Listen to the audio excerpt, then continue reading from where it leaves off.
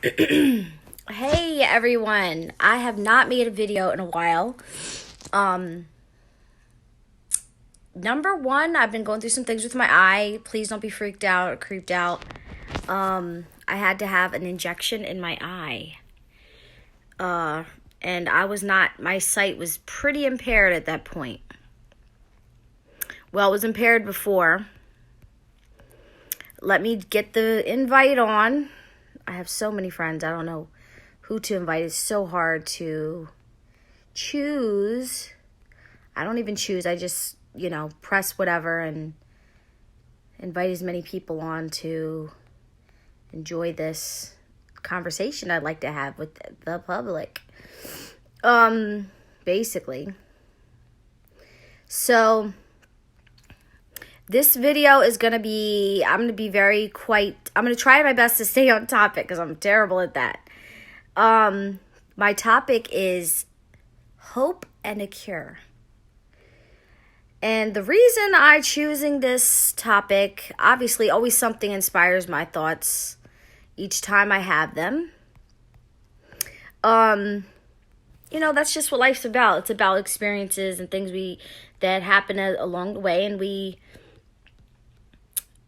get touched or inspired by different things, and we just want to talk about it, or we want to share about it. And all right, I think I invited enough people, as much as I could. Hi, Tamika. I'm so happy for you. Okay, this video is about hope and a cure. So I'm not great at responding to people on this. I try to give a little wave as many people as I can as I go. Again, if I missed you, I apologize. Hi, LaQuandria. Hello, thank you for joining me. I'm having some trouble. Anybody who knows me, I don't see in my right eye. I'm legally blind in my right eye, and my left eye right now is slightly compromised, but thanks to the injection and prayers from everybody around me, my vision has gotten a lot better. I wouldn't be able to have this video right now. I would not be able to do it. Hi, everyone. Thank you for joining. So, hope and a cure. What inspired this? This must be my favorite spot to do videos because, I like to be comfortable.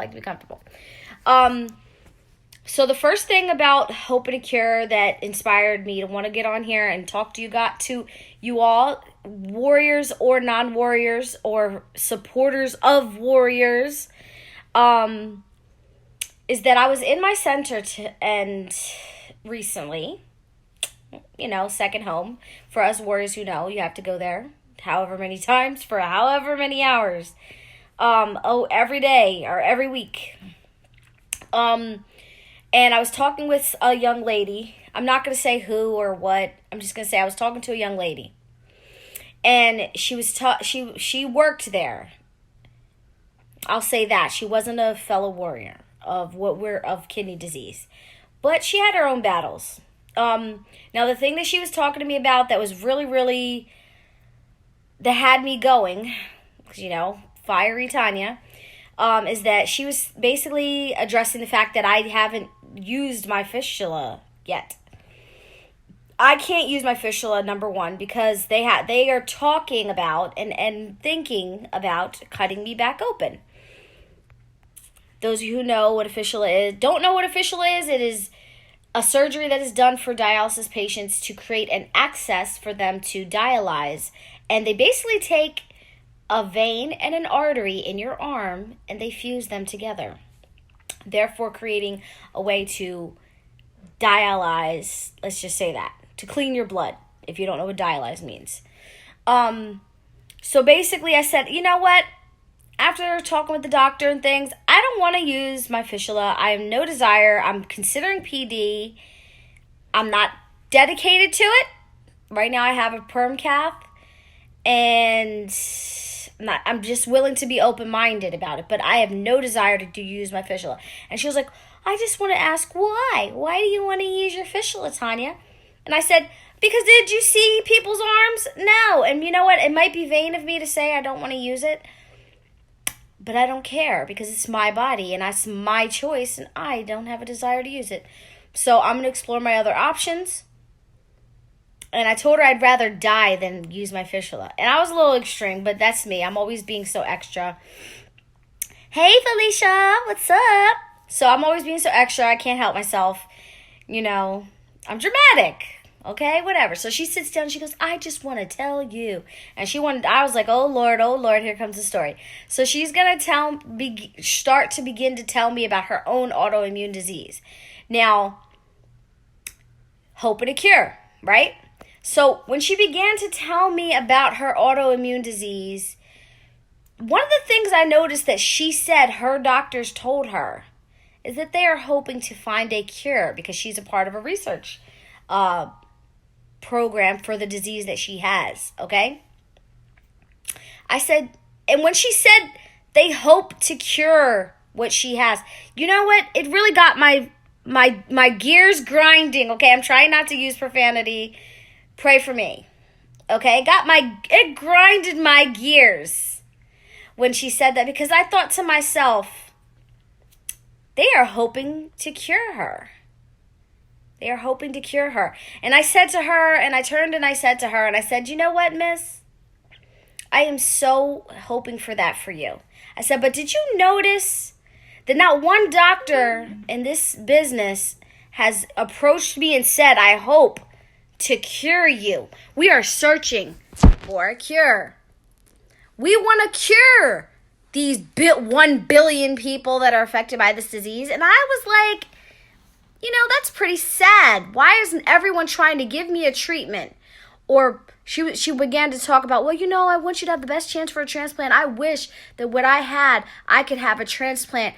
Now, she also began to share with me the type of drug she was on. I was like, you know what? You're a slave to the drugs that you're taking, right? I said, when I get a transplant, why would I be any different? I'm going to have to take drugs for the rest of my life. You have not given me a cure. It is not guaranteed to work, just like every option for access for dialysis is not guaranteed or perfect. Okay, I could get my fistula done 5 times and it may not work because of my veins. My vascular system is not doing too well. I'm just saying, if it wasn't. And I could get PD and get infection after infection after infection. I'm also diabetic. So I could get infection in my catheter. Yes, I know that. All of it is a risk. And every surgery where you're put under is a risk too. You may not wake up. You got all these risks. And at the end of the day, with the grace of God, I say, pray for me, folks. Pray for me. Because I'm going to try not to use any profanity today. I'm going to try. If there's no guarantee and there's not really any guarantee. Hey, Felicia. Oh, my other Felicia. I got 2 Felicias. My Felicia I'll say my Jersey Felicia because, you know, me and her go way back. Way back. We just go way back to my Jersey days. And then my Felicia fellow warrior. Hello, hello, hello. You know exactly what I'm talking about. I know. So she didn't give me any hope. She didn't give me any possibilities for a cure. She didn't even wish me for a cure. All she did was press me to do a surgery or press me to get rid of something that is working. It's working. And I know plenty of people, and I understand. Again, I get it. If I hear it's a risk. Everything is a risk. Ooh, my eyeball. Sorry. It's a little itchy. It's all a risk. But you know what? I want to say, now let's get away from the negativity. Let's get away from that because that's what I'm working on too with myself, is pulling myself away from that negative energy. Now, this woman did not offer me a hope. She did not offer me a cure. But she definitely pressed me to push me to buy a product or to invest my body into this product and all these other things. And then furthermore, the whole transplant situation is... boom, it's another treatment. It's not a cure, everybody. Hello, ding, ding, ding. It's not a cure. It is a treatment. And it is a possibility for a little bit of a longer life. But, you know, like I said, there's people that are 2, 3, 4 transplant recipients and they still didn't work. It's just a treatment. And they may end up right back on dialysis. Again, do we all realize that this is a for-profit situation and that They make $100,000 a month from you sitting in that chair. And when I say they, I mean the people up top, the billionaire owners of DaVita, whatever the case may be, shareholders. You can get some stock in it. Don't forget that. Now, you can definitely get stock in dialysis. So they're making $100,000 off of you just for you sitting in that chair. Okay? And again, let me try to stay on topic. Hope and a cure. Hope and a cure. Okay? So I told this lady that was talking to me as my gears grinded. Wow, and thank you for anyone who is watching. Thank you. And if you want to hold a watch party later, please do, because do it. People need to know that it's pretty sad. And I told her, I said, this disease affects 1 billion people in the whole world. Why is it that you've got hope for a cure? I said, I did St. Jude for a long time, and because I believe in it, I said, it says, let us help end childhood cancer. Hope for a cure for people with breast cancer. This disease is killing more people than people with breast cancer. Not to give any breast cancer people or survivors or anything, not to discredit them, but the powers that be that claim all these things, they keep pressing for a treatment. They do not press for a cure, and they do not give you hope. I've had doctors tell me, there is nothing I can do for you. You will only get worse. And that was the first mistake that I did by listening to this foolish woman, before switching doctors, of course. And, I began to tell her, I said, there's not enough preventative care. I said, I'm asking for a monitor for my diabetes, right? So my insurance denied me to get it. So I was like, yeah, I'm trying, because she was I might as well say, she was a dietitian. So I'm like, I'm trying to get a monitor for my preventative care, again, to take care of my diabetes, because one of my numbers that I'm struggling with is my A1C, because I'm on I take insulin, and it's hard for me to sometimes monitor those numbers, sometimes I get really lows and then I get really highs. So anybody who's diabetic knows what I'm talking about, especially if you struggle to afford your health care, if you struggle to afford your medicine. Okay? So I'm telling her, I'm like, if there was more preventative care, I might not even be sitting in this chair. But we're not going to talk about that. I said, but you still never offered me hope. You never offered me a possibility of a cure. And this disease is claiming so many millions of lives. I don't want to say thousands, millions of lives that affects 1 billion people in the world. There's celebrities with these situations that aren't using their platform to raise awareness. And I could have these videos till I'm blue in my face, and I just really, really only hope that it reaches the right people one day, and they can just say, you know what? This is crazy. This is an epidemic. So, on top of all that, let me get some positive juices flowing in here. Let me offer you some positive juice. This one might be a little windy one today, but I had something to say. It was on my heart. I couldn't even really sleep last night because I was just thinking about it. And I said, this woman I feel bad for her. No. I take that back. I don't feel bad for her. Okay? She was sitting in her chair and she was pressing her own negative thoughts and ideas onto me, while she's supposed to be a care person, giving care and giving hope, if nothing more. Somebody knocking at my door? I don't know. I don't care. All right. So she's a person that should be giving me hope, at least that hope. But she wasn't even giving me that because it's not trained in her. It's not in her training.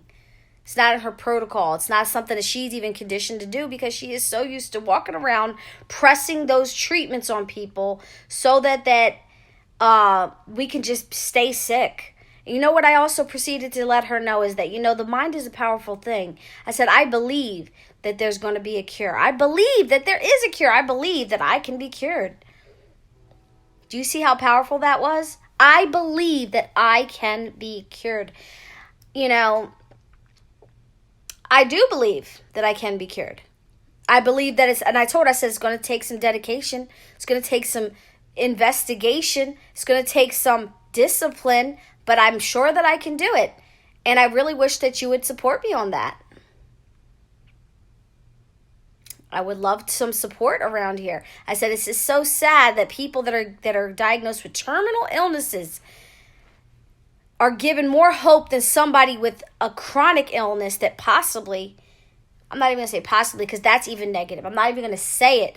It can go away. It can be cured. We can speak things into existence, and we can do what we have to do to pay attention, see the forest for the trees, and do better for yourself and get yourself even to a better place. Even if you're not 100%, make that effort. I'm not the most religious person, but I'm on somewhat of a spiritual journey here, and I want to go out on a limb and say, you know what? God said, the Bible says, that if you have faith the size of a mustard seed, which is a very tiny thing, a faith the size of a mustard seed. When I think about that, I go, wow, man, just a little bit. If I could just have just that tiny little bit, I'm not getting my mustard seed people around me there, and they don't even have a freaking grain of sand of hope for me, and that's just negative right there. And I'm in facilities surrounded by this. Everybody walking around with their notepads, not offering 1 ounce of hope and not 1 ounce of a cure. Let that sink in. And I want to say, because again, I want to try to be as positive as possible without coming across as crass or negative. We really need to start praying before we go into those centers. Fellow warriors, you can speak things into existence. That's the first part. If you just believe that there can be a cure and you believe that there can be something better. Hey, my sister, you know who you are. Oh, Rachel's on. Hi. I think that part of I'm not even going to say I think, because thinking comes from not knowing. I believe strongly that if people come with all together in one mind, on one accord, and you really want something, because the power of thinking something, our thoughts become our words become our actions. I mean, it's just simple old sayings. What's in your heart, and I think that what I believe every warrior needs and deserves, and we deserve, not putting anybody else's situation down, but kidney disease. Wherever and however you got it. I don't want to say achieve. It's not an achievement, for sure. However, wherever you got it, whatever disease onsetted it, or anything in that regards, if you can believe that there's a possibility, and there's another scripture that comes to my mind, because, I was raised in the church, okay? It's in my blood. It's in my blood. Whether I steered away from it or whatever. But I do remember also the story of the woman who said, if I could just touch the hem of his garment, that she would be healed. She just believed, if I could just touch it, if she could just touch the hem of his garment. She didn't say, she believed. I mean, that's another story that comes to my mind. Faith the size of a mustard seed. If that woman said, if I could just touch the hem of his garment. I think of that story, and I get chills just thinking about it. And I say, metaphorically, it's such a strong and powerful message. And I think that, us kidney warriors and anyone fighting any illnesses that they were told that, there's nothing we can do for you. Or, you might want to count your days because they're numbered. And in this medical field, they're not God. They are not God. And they don't have the final say in your life. And you know what? They definitely don't have the final say in my life. And I'll be darned if I'm going to sit in a center where I'm trying to heal and somebody's going to come up to me and offer me damnation and death and a treatment. I don't think so. I don't think so. She needs to go somewhere with her message and take that somewhere else, because I am not having it. And yes, Miss Sheena, Job's story was definitely a powerful one. That story is super powerful. But, I mean, and I do get it. But I feel like Job's story was more of, he had a lot. It was taken away more, and a lot of, I don't know. I feel like Job's story was of faith, but it wasn't like that tiny bit of faith. You know, he already was a true, believing, strong, powerful entity in himself. So yes, Job's story is powerful, but I feel like it wasn't someone, yeah, he was down and out when he finally had to, well, because, you know, the devil's trying to get him to curse God. But when I think of just having a small amount of faith or just taking that chance, I think of other stories in the Bible, more so like that woman that was plagued, and she said, if I could just touch the hem of his garment. And, you know, the scripture says if you could just have the faith of a size of a mustard seed. I think I had my faith of a mustard seed moments probably recently too, you know, and it has been definitely hard. It has definitely been hard, and I always hear people say, how do you stay so positive? How do you stay so bright and smiley? I'm like, man, I have my days like everybody else, but I don't want to show it because I'm trying to believe in the power of the positive attitude or positive vibe that I can send out. And, you know there's people out there praying for me, and I'm praying for others. And I think that as far as a hope and a cure is concerned, trying to stay on topic again, there is hope, and there's I know there's somebody out there looking and searching for a cure. And I know that there's a cure. And I know the power of the human body's ability to heal itself and regenerate itself. I know if you get on that train of dedication and pay attention and listen and do your own research, you can get out of this. You do not have to stay down. You do not have to accept defeat. You do not have to say, this is it. This is my destiny. I have to be here every day and this and that. You know, I got a lot to do. I got a lot of things to do. I'm a very busy mind, okay? And I got things that I want to do, and I'm definitely going to make my mark on this world. And it might be right now it's Facebook, but let me tell you, I believe that I was destined for bigger things. I believe that this is not the end for me, and I believe that there's going to be a cure. And I'm giving you hope. If you don't have hope, if you lost hope, if you weren't given any hope when you went to your center today or yesterday or at whatever point, or if you just decided you didn't want to go back because you felt that bad, I'm telling you there is hope, and there is a cure. There's a cure for everything. There's a cure for everything. And like I said, there's so many success stories, guys. There's so many success stories. Why do we have to accept the defeat? Don't accept the defeat. When that woman talked to me, I felt really bad, and she was really trying to make me feel sorry for her own illness. She was pressing her own negative thoughts on me, and I was like, wow, woman. But all I could hear was hope and cure when she was talking, when she said, well, I'm a part of this research group, and they're hoping to get a cure for what I have.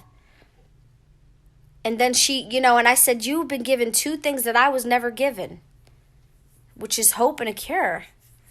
You've been given two things, and you're just taking them for granted. You're working a full-time job, and I can barely stay awake after these treatments. I can barely want to keep my eyeballs open. You're working a full-time job. You're already ahead of the game, woman. You are already blessed. You are already blessed beyond your own measure. And you are sitting here today talking to me, trying to bring me, because she ain't bring me down. Trying to bring me all the way down. And all I can see are your blessings when you're telling me all your curses.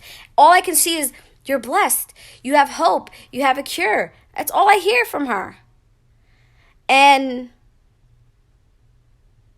I just don't understand why you can be in a medical profession and be in a field where you're surrounded by sick people and you think that it's okay. You think it's okay to come around here and sit down next to me and try to tell me some negative things? Get your negative energy out of my face and get away from me. You know, one thing I'm learning now is I have to, when I feel like I cannot, when I'm feeling like all the negative energy is just surrounding me like a black dark cloud, you know, I'm just going to try to start praying. I'm not even going to try. There's no try, only do. I'm just going to start praying because you know what? I believe in the power of prayer. I believe in supplication. I believe in speaking things into existence. I believe in those things. And I'm not going to sit here and allow, even in my own center where I don't really have any control, I have to be there.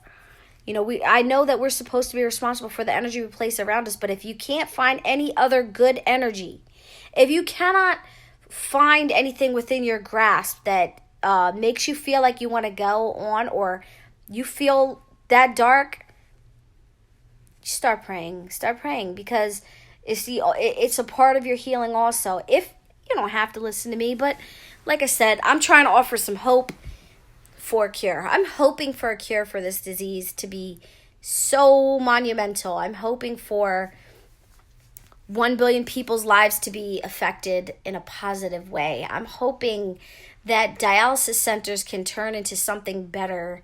I don't know what they could be turned into, but they could be turned into something better, I'm sure. You know? If we think hard enough and we use our positive juices and maybe restore a little humanity back into the world of with humans. You know, if humanity could be restored properly, I mean, we could figure out a way. There's a way. There's always a way. And I just want to encourage everyone to be blessed. I want to encourage everyone to have hope for a cure and give out some free hugs. That's my favorite thing to end things with because it's free. It doesn't cost you anything. It doesn't hurt. Hugs are so awesome and they're so curing for a lot of things. That's a cure in itself. So go give out some free hugs.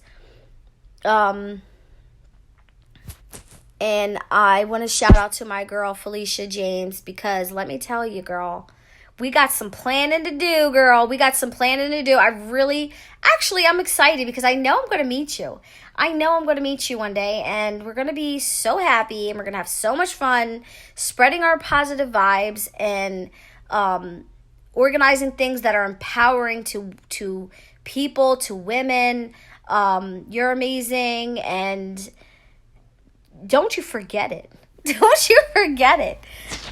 So yeah, I'm looking forward to working with you on organizing some things that we talked about publicly. I'm sure people can be nosy. Go be nosy. Go on her page. Yes, go be nosy.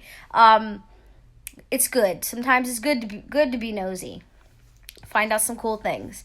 And yes, she's definitely an inspiration, and we're not defeated. We're young, not just because we're young, but we're not defeated. We're young. We're full of energy. We are brilliant minds. We have good hearts.